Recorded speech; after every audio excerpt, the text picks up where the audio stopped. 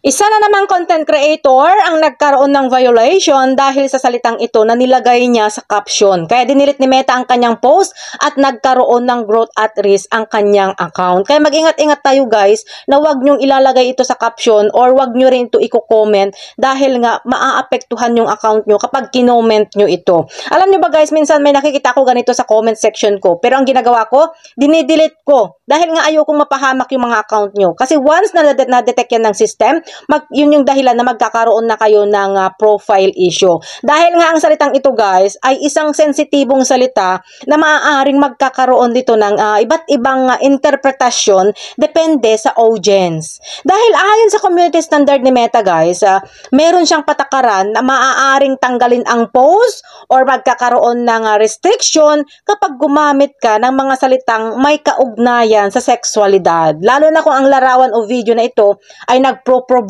or nag-uudyok ng mga sexual na interest.